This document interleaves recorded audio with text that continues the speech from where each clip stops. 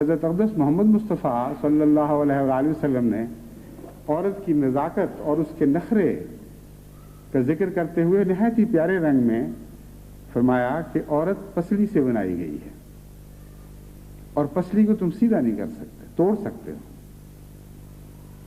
بس بعض عورت کے نخرے تمہیں برداشت کرنے پڑیں گے، بلکہ ان کے ساتھ اس طرح رہنا پڑے گا کہ ان کا لطف اٹھاؤ۔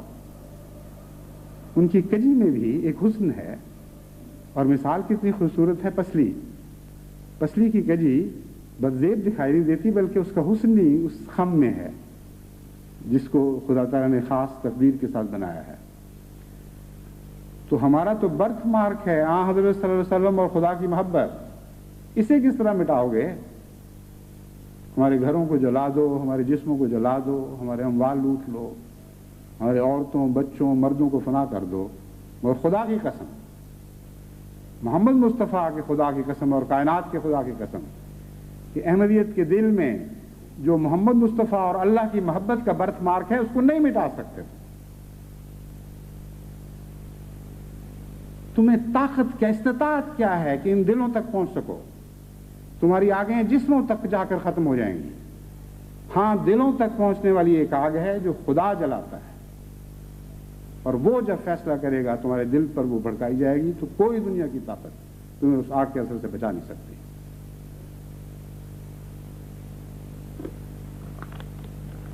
اس سلسلے میں نے ایک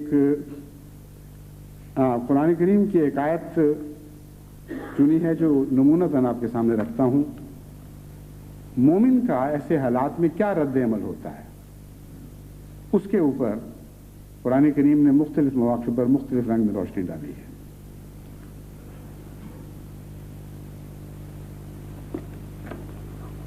فرماتا ہے فرعون نے ان لوگوں کو دھمکی دی جو موسیٰ پر ایمان لے آئے تھے، اور کہا فَلَأُقَطِّعَنَّ أَيْدِيَكُمْ وَأَرْجُلَكُمْ مِنْ خِلَافٍ وَلَأُصَلِّبَنَّكُمْ فِي جُذُوعِ النَّخْلِ وَلَتَعْلَمُنَّ أَيُّنَا أَشَدُّ عَذَابًا وَأَبْقَىٰ، کہ میں تمہارے ہاتھ کاٹ دوں گا اور تمہارے پاؤں کاٹ دوں گا مخالف سمتوں سے، یعنی ایک طرف سے تمہارے ہاتھ بازو کاٹوں گا تو دوسری طرف سے تمہارے پاؤں کاٹ دوں گا، تمہاری ٹانگیں کاٹ دوں گا، اور اس حالت میں کلیتاً بے بس کر کے تمہیں پھینک دوں گا۔ تم ہوتے کون ہو میری اجازت کے بغیر موسیٰ اور اس کے خدا پر ایمان لانے والے؟ یہ فرعونیت کی آواز جو ہے یہ ہمیشہ ہمیشہ کے لیے اسی طرح رہی ہے اور ہمیشہ اسی طرح رہے گی۔ خدا اور اس کے بھیجے ہوئوں پر ایمان لانے کے لیے قوموں کی اجازت قوموں کی اجازت کا پابند کیا جاتا ہے، ان قوموں کی اجازت جو حاکم ہوں، اور ان بادشاہوں کی اجازت کا پابند کیا جاتا ہے جو حاکم وقت ہوں۔ ان کی مرضی کے بغیر تم کون ہوتے ہو کہ خدا پر ایمان لانے والے اور خدا کے بھیجے ہوئوں پر ایمان لانے والے؟ یہ سوال تھا جو اس وقت بھی اٹھا تھا، آج بھی اٹھا ہے، آئندہ بھی اٹھتا رہے گا،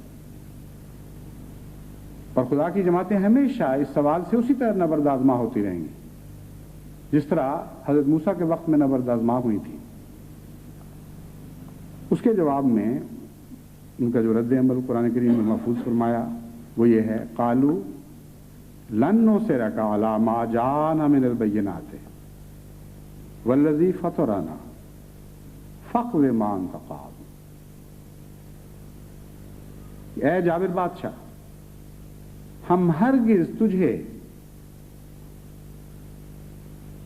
ان بینات کے مقابل پر ترجیح نہیں دیں گے جو خدا تعالیٰ نے ہمارے لیے بھیجی، ان روشنیوں کے مقابل پر جو خدا نے نازل فرمائی ہیں، ہم ہرگز تمہیں ترجیح نہیں دے سکتے۔ والذی فطرنا، اور اپنے رب کے مقابل پر جس نے ہمیں پیدا کیا ہم کیسے تمہیں ترجیح دے سکتے ہیں؟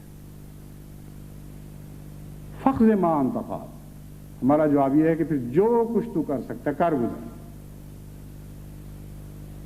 اگر یہ سودا ہے کہ ہم اپنے ایمان کو چھوڑ دیں تمہاری تکلیفوں سے بچنے کے لیے، تو پھر ہمارا جواب یہ ہے کہ پھر جو تکلیفیں تمہارے تصور میں آتی ہیں دیتے چلے جاؤ اور دیتے چلے جاؤ، لیکن خدا کی قسم ہم اپنے خدا اور اس نور کو نہیں چھوڑیں گے جو خدا نے ہمارے لیے नाज़िल फरमाया है।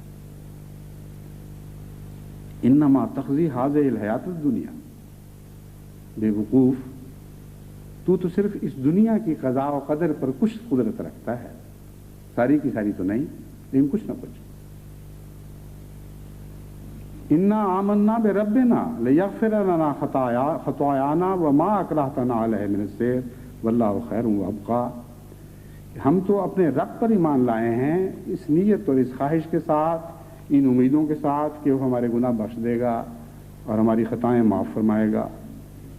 और जो कुछ तू नाजायज़ बातों पर हमें मजबूर करता रहा है, यानी तेरा मुआशरा जो गंदा मुआशरा था जिससे हम निकल के आए हैं, जिसने हमसे जो गुनाह सरज़द हुए, जो गुनाह हमसे करवाए हैं, उस मुआशरे ने उनको सेहर के तौर पर बयान फरमाया। सेहर का एक माना है झूठ।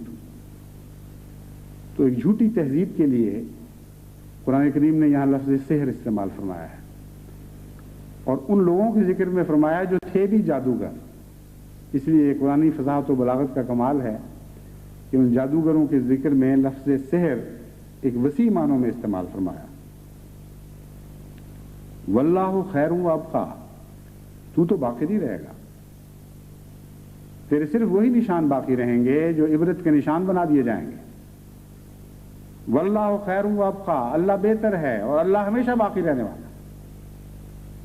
बस हम एक आरज़ी फना होने वाली कदर को कैसे एक बेहतर और हमेशा बाकी रहने वाली कदर के मुकाबले पर तरजीह दें।